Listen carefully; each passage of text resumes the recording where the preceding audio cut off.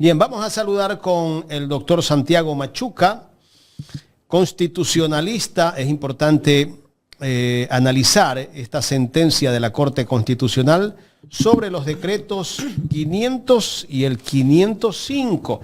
Algunos creen que esa sentencia lo va a limitar al presidente de la República con todas sus cosas que ha venido haciendo dentro de la situación del encargo a la presidenta o vicepresidenta encargada por decreto. Pues vamos a ver y lo vamos a analizar con el doctor Santiago Machuca. Doctor, gracias por acompañarnos en esta mañana. Estoy junto a Carla Aro. Bienvenido. Muy buenos días, Carla, Jaime. Un gusto poder compartir este espacio con ustedes. Estoy a las órdenes. Doctor, ¿qué lectura darle a esta decisión tardía de la Corte Constitucional el día de ayer, casi que cuando ya está terminando esta campaña de la primera vuelta? Bueno, yo siempre he sido crítico de la labor que cumple la Corte Constitucional. Y no crítico desde un punto de vista aislado a lo que sucede en la realidad, porque puede decir que mis críticas simplemente se sustentan en animadversiones con algunos de los jueces, en discrepancias en posiciones teóricas respecto al derecho constitucional. No, mis críticas han sido por hechos completamente evidentes. Y por hechos completamente evidentes que nos llevan a concluir lo siguiente. Primero, que no es una corte técnica, no es una corte que trabaja en materia jurídica, sino es una corte que hace valoraciones políticas. Y hace valoraciones políticas para mantenerse en el cargo, para cuidar los puestos de los jueces y quién sabe para cuidar algunas prebendas. Y eso ha hecho que la Corte mida los tiempos políticos para no perjudicar al poder de turno. Y haya ciertas alianzas con determinados poderes que las respete y las cuide, como es este caso con el presidente de la República. Es decir, nosotros no vamos a ver una actuación por parte de la Corte Constitucional que le cause algún tipo de perjuicio político al presidente de la República. Y si es que no vamos a ver eso por parte de la Corte Constitucional, veremos que la Corte Constitucional no va a cumplir con su rol de limitar al poder y establecer límites al poder, sobre todo cuando el poder se desborda, pero desde lo que establece la Constitución y desde lo que establece la garantía de los derechos de las personas. Entonces, vemos una actuación, una vez más, por parte de la Corte Constitucional, en donde prácticamente le importa muy poco el descalabro institucional y el rompimiento de la Constitución que se ha producido en un fallo que se puede catalogar como una verdadera lavada de manos por parte de la Corte para que el gobierno nacional pueda hacer lo que ha venido haciendo. Yo les hablaba cuando recién fue notificado el fallo, les decía, pero ¿qué medidas establece la Corte en la sentencia para decir no vuelvas a hacer esto? O no lo vuelvas o no puedes cometer este tipo de situación, o no puedes caer en estas inconstitucionalidades. No he dicho absolutamente nada. Y les decía, el presidente de la República, el fin de semana, va a volver a hacer lo mismo. Va a volver a hacer lo mismo con un mismo decreto y va a volver a encargar el poder a una vicepresidenta que no ha sido elegida, a pesar de que existe vicepresidenta en funciones. No tardaron horas y ya el ministro de Gobierno salió a decir que ellos seguirán con su misma política y que la situación de Verónica Abad no ha cambiado, que la vicepresidenta es esta señora Gilibert y que simplemente ha habido una situación de forma en la cual la Corte le decía al presidente que no puede encargar vía decreto, entonces había que ver otro mecanismo. Doctor, me gustaría rodar parte de lo que dijo José de la Gasca el día de ayer en una entrevista, para analizarlo. Tiene que ver con la inconstitucionalidad del decreto, del artículo 1 propiamente, del decreto 500 y el decreto 505. Y es porque la Corte lo que observa es un tema meramente formal. Yo no sé por qué han salido, y por eso es que a mí la verdad es que este debate me parecía inocuo. Porque decían, ay, es que la Corte va a salir a arreglar la patria y la institucionalidad. Y habían algunos que se rasgaban las camisetas y toda la cosa del derecho, de la institucionalidad. No es así. La Corte lo que ha dicho es, mire, la presidencia como tal no se debe encargar si ocurre una fuerza mayor o una circunstancia de ausencia temporal. Eso ya ocurre automática e inmediatamente. Eso es una situación, lo califica la Corte. Insisten entonces ustedes en que la campaña electoral es una fuerza mayor. ¿Qué significa? No, ni siquiera eso se ha metido a analizar la Corte. ¿Qué significa? Que verificada la circunstancia de fuerza mayor, que la califica el presidente, no necesita hacer decreto ejecutivo, sino que inmediatamente y automáticamente, lo dice la Corte, quien debe asumir es la señora Cynthia Yeliber. Entonces, lo que ha calificado la Corte es decir, no debiste haber hecho un decreto ejecutivo porque eso ya para delegar. De derecho. Exacto, para encargar.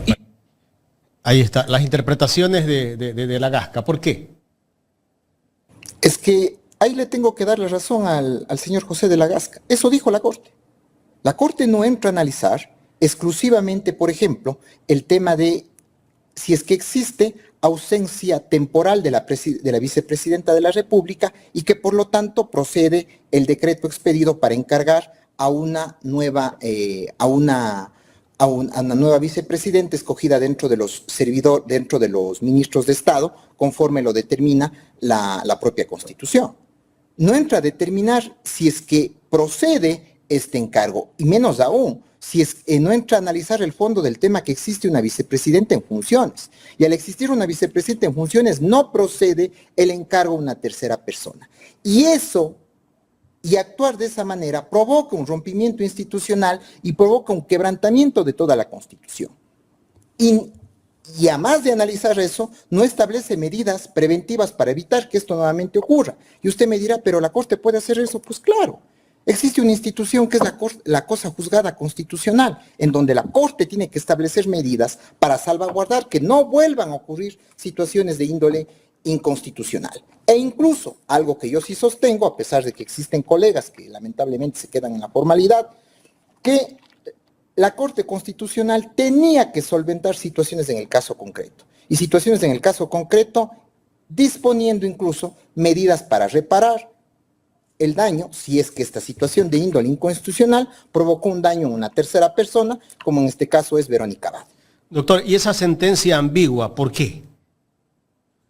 Mire, yo también señalaba que la culpa no es del chancho, la culpa es de quien le da de comer. El chancho es Daniel Noboa y el grupo de inescrupulosos ignorantes que nos gobiernan, entre esos José de la Gasca, y quien le da de comer es la Corte Constitucional. La Corte Constitucional hace un lavado de manos para garantizar la arbitrariedad y la ilegitimidad en la que está incurriendo Daniel Noboa. Entonces prácticamente no quiere, a través de sus fallos, incomodarle al poder de turno, incomodarle a Daniel Noboa. Lo que está generando con este fallo ambiguo, con este fallo incluso en donde no analiza el fondo, no analiza toda la problemática, no establece medidas preventivas para evitar que la inconstitucionalidad se pueda volver a cometer, no establece medidas de reparación para el daño, porque esta inconstitucionalidad causó un daño específicamente en Verónica Abad, porque no quiere ponerle en riesgo a Daniel Noboa, porque tampoco quiere limitar su poder. Y porque tampoco quiere poner en riesgo el hecho de que él pueda verse afectado en el proceso electoral de este próximo fin de semana. Entonces, es una Corte que se acomoda a los intereses de turno, no es una Corte que actúa en el ámbito del derecho constitucional. Entonces, es una Corte muy complaciente y es una Corte que es culpable de todo el desbarajuste institucional que estamos viviendo. Algunos medios de comunicación pues han hecho creer a la gente que esta sentencia limitaba a Daniel Noboa a encargar la presidencia de la República, pero por su análisis es lo contrario. Seguirá siendo lo mismo. Seguirá siendo lo mismo. Y seguirá siendo lo mismo porque la sentencia de la Corte Constitucional no debía quedarse en una situación de índole meramente formal, en el sentido de decir, no puede encargar el poder vía decreto ejecutivo, porque cuando se produce la ausencia del poder del presidente de la República, la sucesión se produce ipso iure, es decir, de manera automática, y está de más un encargo. No, ese no era el problema. Ya, el problema era determinar cuáles son las causas de ausencia temporal del presidente de la República. ¿Existía una causa de ausencia temporal? Debía calificar las razones si existía fuerza mayor, porque una campaña electoral no es fuerza mayor. No es fuerza mayor. Debía incluso establecer el límite de lo que debía hacer el presidente conforme al ordenamiento jurídico. Y conforme el ordenamiento jurídico es justamente el acatamiento a disposiciones que integran el ordenamiento jurídico y que establecen el hecho de que el presidente deba pedir licencia. Entonces, primeramente debía entrar a calificarlas o determinar y la sentencia, en qué consiste la fuerza mayor. Doctor, después debía analizar también el tema de la vicepresidenta. Claro. Y el tema que ya lo dijo, ¿existe ausencia temporal de la vicepresidenta o la vicepresidenta Abad está en funciones? Debería decir... Y si la vicepresidenta Abad está en funciones, no puede ser reemplazada por otra persona. Doctor, esa sentencia debería ser clara, más clara, porque ahí está ambigua. Y que la vicepresidenta electa, la vicepresidenta Verónica Abad sea la que asuma, ¿no? Pero ahí le deja libertad para que él haga lo que quiera, ¿no? Es que justamente eso, no es solo una sentencia ambigua, es una sentencia completamente, perdón, la redundancia es a la incompleta. Es incompleta la medida, es simplemente analiza la constitucionalidad desde un elemento completamente formal externo que no es el problema en esta situación. El problema en esta situación es que hay un rompimiento de la institucionalidad y de la Constitución porque el presidente está encargando a una tercera persona que no fue elegida y la está nombrando vicepresidenta cuando existe vicepresidente en funciones. Cuando la vicepresidenta no hay causal de ausencia temporal. Y tampoco puede encargarle la presidencia a una vicepresidenta designada por él cuando existe una vicepresidenta en funciones. Entonces el análisis es mucho más complejo. Y el análisis tiene que decirle, en base a este análisis, señor Daniel Noboa, usted no puede hacer esto y tiene que hacer esto. Y para garantizar, cuando exista casos de ausencia temporal del presidente, la que tiene que suceder en el poder es la vicepresidenta elegida, Verónica Abad. Punto. Incluso para que la Corte después le pueda exigir, porque la Corte también puede iniciar un auto de verificación del cumplimiento de la sentencia y exigir el cumplimiento de esta decisión. Y al exigir el cumplimiento de esta decisión, si no cumple, incluso puede destituirle. Entonces, ¿por qué en unos casos, como el caso del ex presidente del Consejo de Participación, Allen Berbera, sí inició un auto de seguimiento de verificación del cumplimiento e incluso determinó el incumplimiento de una de sus decisiones y lo destituyó? ¿Por qué empezó ya algo con la llamada esta Liga Azul que estaba conformada por consejeros en donde ya tenía las mismas intenciones, pero el Tribunal Contencioso Electoral se le anticipó y destituyó? Entiendo que con el presidente puede hacer lo mismo. Entonces vea usted cómo es una corte que en unos casos sí es muy prudente, muy ágil, ejerce todas las facultades que le da la Constitución y la ley, pero en otros dicen, no, es que no puedo entrar a valorar si existe fuerza mayor y por lo tanto está bien la ausencia temporal del presidente como para que encargue.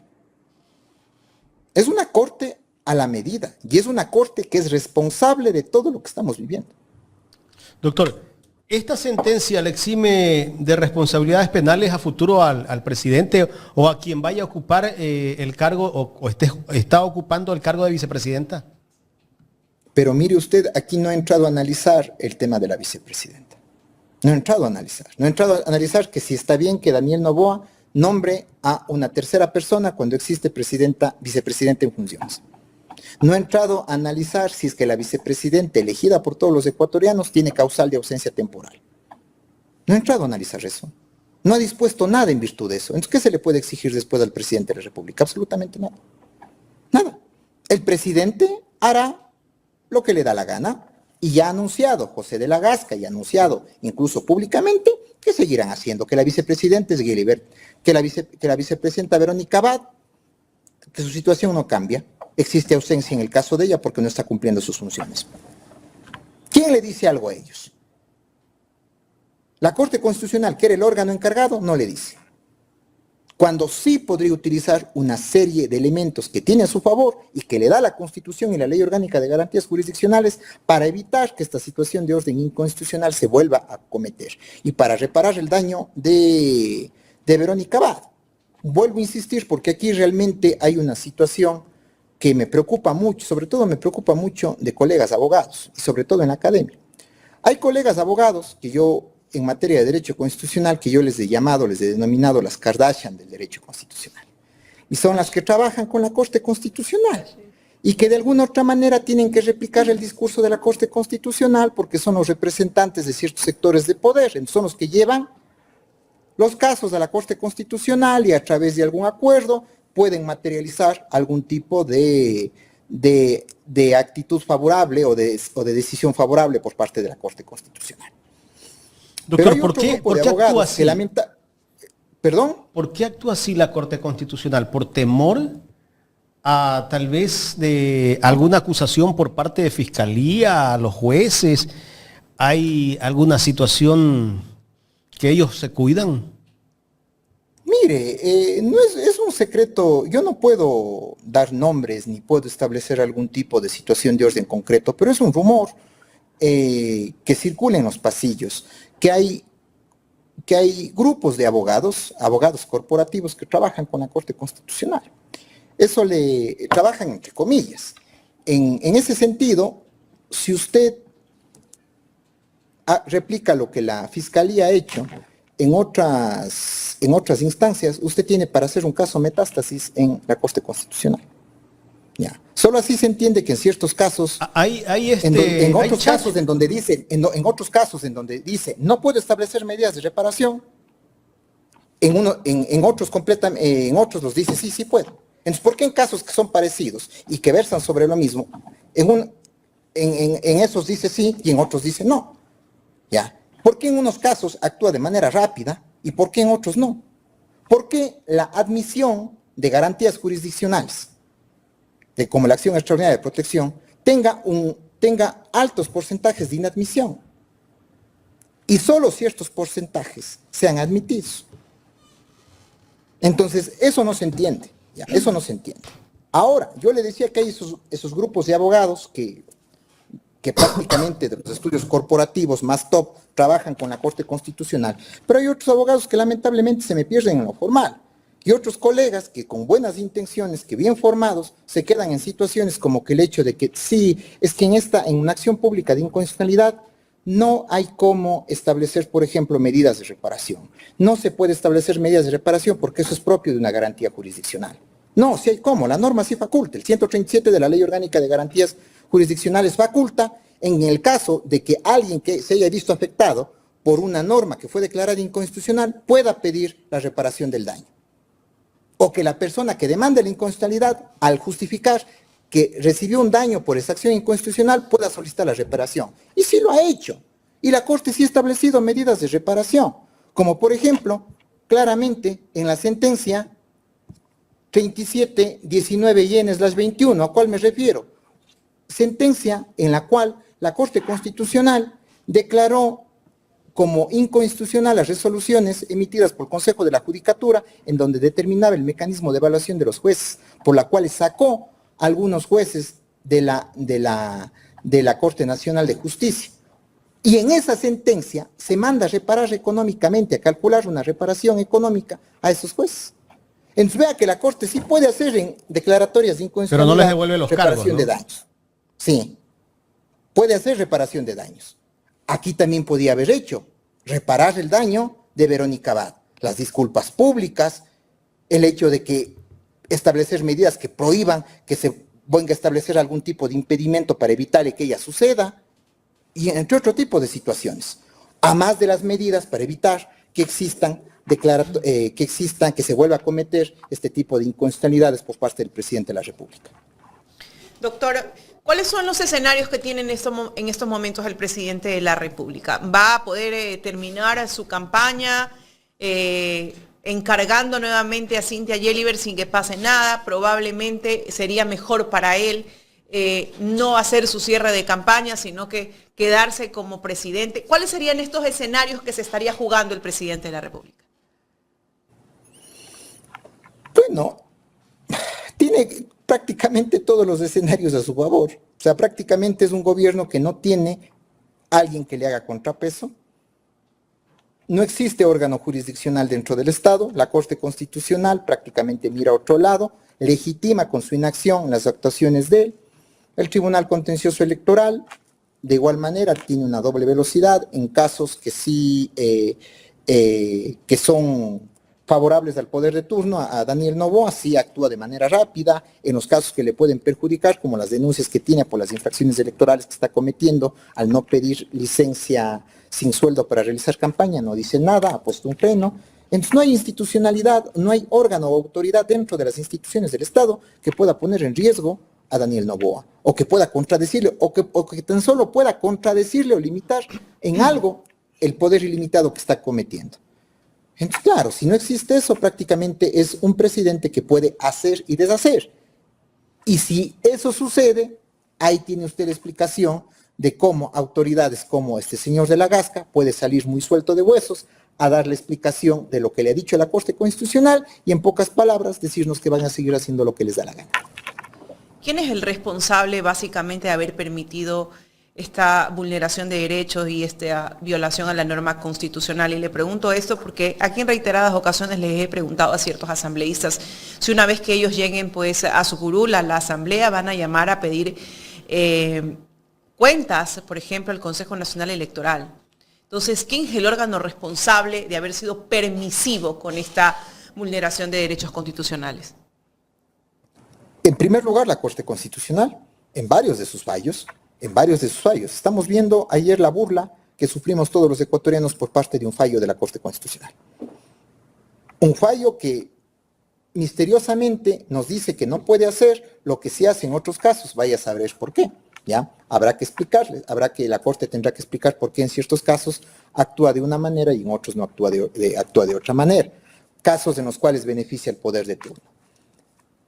Habrá que ver justamente cómo parte de la institucionalidad está cometiendo algún tipo de irregularidades al no cumplir las funciones que están determinadas en la Constitución y en la ley. Por ejemplo, le hablaba el caso del Tribunal Contencioso Electoral. Vemos prácticamente que el presidente Noboa tiene una cooptación de toda la institucionalidad o toda la estructura del Estado. Y yo les había dicho que en algún momento incluso autoridades del Consejo Nacional Electoral están siendo cuestionadas por su cercanía con Daniel Noboa porque tienen familiares que trabajan en órganos dependientes del Ejecutivo. Jueces del Tribunal Contencioso Electoral cuestionados porque familia es parte del partido de gobierno, en órganos, en cargos directivos. Corte Constitucional que de alguna u otra manera replica y es completamente ineficiente y prácticamente legitima las arbitrariedades del poder de turno. El único órgano que en algo podría de alguna u otra manera corregir esta situación es el órgano que hace control político, que es en este caso la Asamblea Nacional. Pero todo eso dependerá de la nueva conformación de la Asamblea. Porque estas situaciones que está cometiendo el presidente de la República obviamente pueden ser causales de enjuiciamiento político por el incumplimiento de funciones. E incluso si es que el presidente de la República no gana en este proceso electoral y deja de ser presidente de la República, podría ser enjuiciado políticamente. Pero todo dependerá de la nueva conformación política de la Asamblea Nacional. Ahora bien, tome en cuenta que en este caso, en este momento, estamos con un órgano legislativo en periodo electoral, entonces que lo último que se preocupa es en establecer este tipo de mecanismos o controles. Es un periodo electoral en donde los órganos políticos están preocupados en las elecciones. Y en este caso, por eso es que siempre he manifestado que en estos momentos yo no veo una válvula de escape institucional. Y la válvula de escape institucional que la veo en estos momentos son las elecciones. Es decir, la posibilidad que a través del voto popular se pueda provocar una renovación de los órganos de gobierno. Habría que ver también cómo se dan las mayorías en la Asamblea, ¿no? Ese es otro tema para ver si se llega con los votos. Ahora, un poquito hablando de Verónica Abad, ¿qué recursos tiene ahora Verónica Abad? Escuchábamos al señor José de la Gasta decir, ella está en graves problemas porque no ha cumplido el decreto y no ha salido a cumplir las funciones que le ha asignado el presidente. ¿Qué salida tiene Verónica Abad? La verdad es que vemos muy pocas, ¿no? Pero desde la parte constitucional. Yo no le veo prácticamente situaciones en las cuales se pueda reivindicar, o sea, vías jurídicas las hay, pero vías jurídicas que en este momento no son ineficaces y la propia Corte Constitucional no analiza esta situación. Entiendo que los abogados, en este caso, porque esta acción pública de inconstitucionalidad es presentada justamente por los abogados de Verónica Abad y por Verónica Abad como tal, entiendo que los los abogados lo que harán en este momento es pedir una solicitud de aclaración de la sentencia y de ampliación de la sentencia, porque la sentencia no está resolviendo todos los argumentos en los que se funda la inconstitucionalidad. Entonces tiene que de alguna manera hacer algún tipo de ampliación al análisis que realiza y ahí sí tocar la situación de Verónica Abad. Pero la Corte puede no hacerlo o puede demorarse en la aclaración y ampliación. Puede demorarse hasta después de las elecciones. O la Corte puede dejarla ahí y hacerle que duerma el sueño de los justos, como tantos casos están durmiendo el sueño de los justos en la Corte Constitucional. Entonces, opciones jurídicas que las hay no son eficaces porque el poder político de turno se ha tomado los órganos jurisdiccionales. Y específicamente los órganos jurisdiccionales responden a los intereses de Daniel Noboa. Y Daniel Noboa incluso tiene mecanismos coercitivos dentro del Estado para garantizar que se cumpla la voluntad de él. Y me refiero al rol ¿Cuáles serían los mecanismos coercitivos? La Fiscalía General del Estado. La Fiscalía General del Estado está actuando justamente en alineación a los intereses. ¿Qué sucedió hace 15 días en el Consejo de Participación Ciudadana? ¿Qué es lo que sucedió? La intervención de Fiscalía General del Estado. El allanamiento a las oficinas. En un órgano del Estado para acabar con una conformación que prácticamente ponía a la oposición en mayoría dentro de este órgano del Estado. O para generar un llamado de atención para que los otros órganos actúen. ¿Cuáles eran? Contencioso electoral y Corte Constitucional. A partir del allanamiento, ¿qué pasó? La Corte Constitucional se activó con el auto de verificación del cumplimiento, que podía y solicitó información, en donde podía concluir la Corte que habían incumplido y destituirles. Y se activó el Tribunal Contencioso Electoral, que apuró el recurso de apelación, en donde ratificó la sentencia de primera instancia. O sorpresa, a raíz de la actuación de Fiscalía, en donde tuvo que entrar a hacer un llamado de atención y decirles, resto de órganos del Estado, actúen. Bastante complejo cuando tienes unos órganos que están totalmente captados por los gobiernos de turno, ¿no? Porque no solamente el de Daniel Noboa, también le han metido la mano a todas esas entidades en distintos gobiernos. Y ahí nos hacemos la pregunta, ¿necesitamos una reforma a la norma constitucional? Y le pregunto si necesitamos una reforma o una nueva constituyente cuando tenemos, por ejemplo, a un superministro como el señor de la Gaja que te dice, pues, que necesitamos una constituyente, que se debe eliminar la figura de la vicepresidenta. Y ahí es cuando decimos nosotros, bueno, ¿qué es lo que realmente necesita este país? Sí es necesario, es urgente acudir, por ejemplo, yo creería a una asamblea constituyente para iniciar un proceso de modificación constitucional profunda. Una de las situaciones, por ejemplo, que la anterior invitada, asambleísta para la reelección, mencionaba, es el hecho del impedimento que tiene, por ejemplo, el órgano legislativo de realizar control político a la Corte Constitucional. Entonces, es una situación que tiene que observarse. O sea, la Corte Constitucional es un órgano de poder, y es un órgano de poder que está sujeto también al control político. ¿Por qué en este caso se le excluye? ¿Qué corona tienen para estar excluidos? Y justamente esa imposibilidad de someterles al control político hace que la Corte Constitucional se crea por fuera del ámbito constitucional, se crea un órgano a la par y empiece a generar una serie de actuaciones desorbitadas, arbitrarias.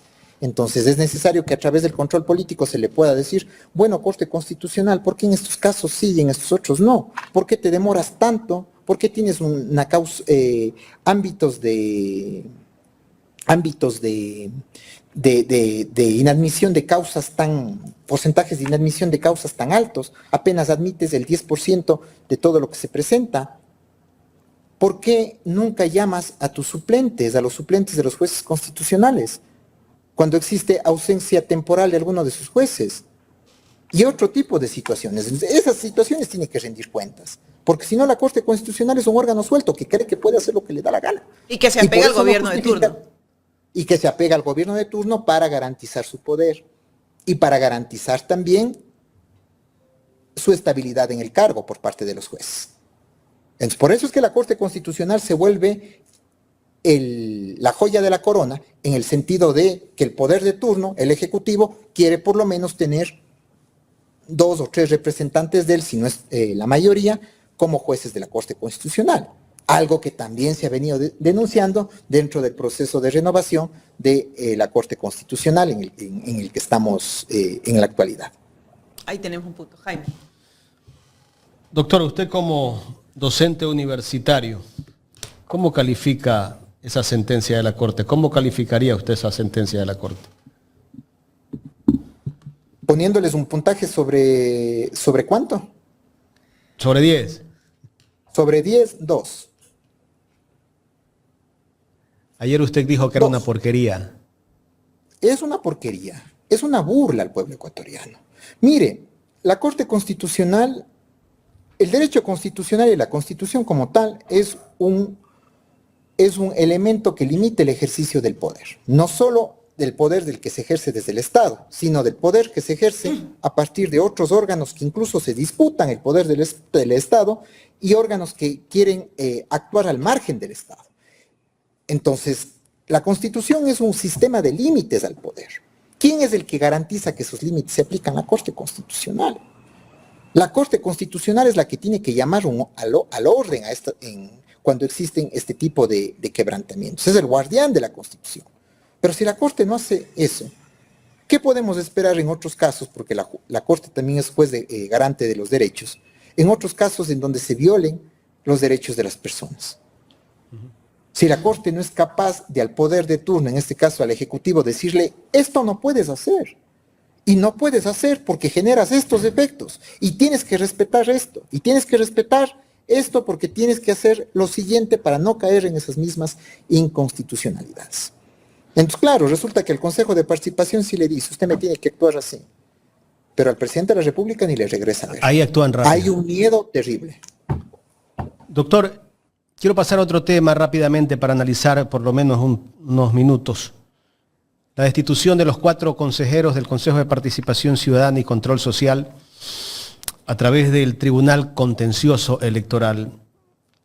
¿Cómo interpretar esto? Mire, yo le hablaba de las 2 velocidades en el tratamiento de los casos que tiene a conocimiento el Tribunal Contencioso Electoral. Usted tiene casos en los cuales el Tribunal Contencioso Electoral actúa con demasiada rapidez, con demasiada celeridad, con demasiada eficacia. Oh sorpresa, esos casos no afectan al poder de turno, no afectan al Ejecutivo, al partido gobernante, sino afectan a sus opositores. Pero tiene otros casos en donde sí se afecta al poder de turno, al partido de gobierno, en los cuales el Tribunal Contencioso Electoral pisa el acelerador y los tiene durmiendo el sueño de los justos.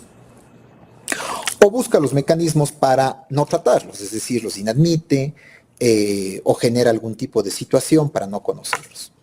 Pues prácticamente tiene un órgano jurisdiccional que actúa como órgano de persecución de la oposición. Entonces aquí sí existe prácticamente una judicialización de la política en donde yo persigo a mi oponente, persigo a quien me lleva a la contraria. Si yo le pongo como ejemplo, ¿cuántos vocales del Consejo de Participación han sido destituidos, por ejemplo? Todos los que tienen una tendencia que no están alineados a los gobiernos de turno de estos 7 últimos años, me parece, ¿verdad? Y si no ha sido por acción del Tribunal Contencioso Electoral, ha sido por acción de la Corte Constitucional.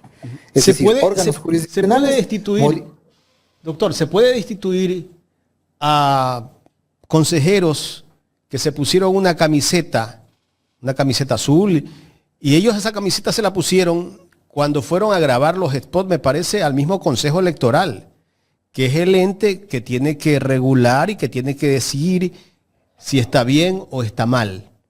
Además, yo en algún momento escuchaba a la presidenta del Consejo Nacional Electoral que las redes sociales no estaban reguladas, que no se podía hacer nada porque hay una sentencia de la Corte Constitucional que prohibía ese tema.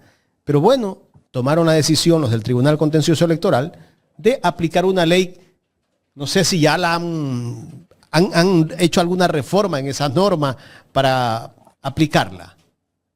Algunos elementos, por ejemplo, el primer elemento es ¿cuál es la infracción electoral? El haber sido promovidos por una organización política cuando eso está prohibido para el caso de los consejeros.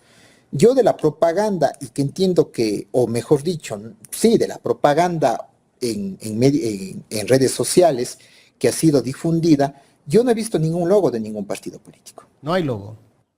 O dirigentes de algún partido político que los promuevan.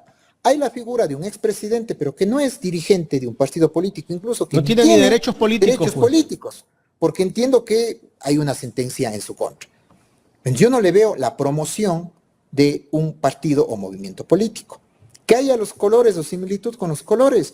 Bueno, pueden decir que el día de hoy, porque estoy con camiseta celeste, estoy promoviendo, pero es una cuestión de orden subjetivo que no genera, no soporta el menor análisis. Y segunda situación, lo que usted había manifestado. Si es que yo digo que las redes sociales no pueden ser reguladas para contabilización de gasto electoral o de promoción electoral, ¿cómo me baso a lo que está en redes sociales para señalar que se cometió una infracción electoral? Ahora bien, póngale un tercer antecedente.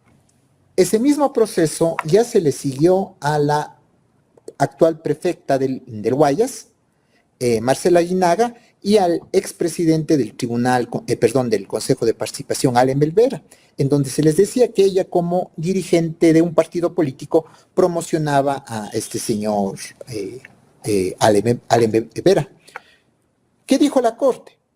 ¿Qué dijo el tribunal? Perdón, el tribunal contencioso. Dijo que no había infracción, y no había infracción porque justamente se trataba de redes sociales, justamente no había ninguna actuación directa del órgano político y no podían ver que en este caso, la expresidenta de una organización política, prefecta de Guayas, haya intervenido. Es un caso similar en donde dijo no existe infracción. Ahora señala completamente lo contrario cuando son 4 consejeros o cuando ya se conformó una mayoría de esa organización, de supuestamente opositora a la línea oficial, en la cual había que desbaratarla y por lo tanto hay que utilizar el mecanismo de la infracción electoral. O sea, completamente arbitrario. Aquí aplican la ley del embudo, ¿no? Mire, aquí hay una frase muy común que yo lo utilizaba en uno de mis tweets. Para mis amigos todo. Para los que no son mis amigos la ley. Claro, porque si analizamos que habían 4 consejeros que se pusieron una camiseta azul, también hubo una promoción que está en las redes sociales de varios candidatos a consejeros de participación ciudadana que los promocionó Jaime Nebot. Y usted entra a las redes y lo va a encontrar. Hay un flyer que están los nombres, donde aparece el nombre del presidente actual del Consejo de Participación Ciudadana y Control Social, Andrés Fantoni, y algunos otros. Y ahí no pasa nada. Así es, entiendo que en esos casos también, si es que existe una denuncia, el Tribunal Contencioso tiene que seguir una línea y tiene que sancionarlos. Y todavía más porque existen casos de consejeros en donde si hay un logo, si hay la intervención de la organización política, en donde ya se evidenciaría con mayor profundidad la tesis que maneja. Doctor, y yo creería que no está mal. Yo creería que no está mal porque además estamos hablando de democracia. Ellos participan y si hay alguien que de pronto tiene un pensamiento alineado a un partido político, ¿cuál es el problema? Si todos somos políticos en este mundo.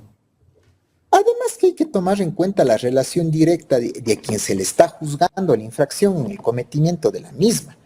Que a la persona que se le está juzgando en una infracción no puede responder por actos de tercero, porque la responsabilidad es directa. ¿Qué pasa si justamente alguien, por agencioso o incluso por hacer daño, organizó un afiche donde puso el logo de un partido y en donde les puso las fotos de determinados candidatos? ¿Ellos fueron los responsables de eso? No. Fue una X persona que utilizó eso. Entonces, la actuación del Tribunal Contencioso Electoral tiene que ser más técnica y tiene que delimitar, porque si no vamos a tener situaciones de orden arbitrario en el día a día. Aquí lo que hubo es una actuación de índole política para modificar la mayoría en un órgano del Estado. Así es. Doctor, quiero agradecerle por el tiempo. Ha sido muy interesante esta charla porque de alguna manera hemos dado luces a esta sentencia de la Corte Constitucional que muchos aplauden. Hay muchísimos que están aplaudiéndola, pero su criterio ha sido muy interesante porque de alguna manera es una sentencia ambigua lo que nos ha dicho usted. Así es. Gracias, Jaime. Ha sido un gusto poder participar con ustedes. Gracias, el doctor Santiago Machuca, aquí en Los Especialistas de Ecuador en Directo.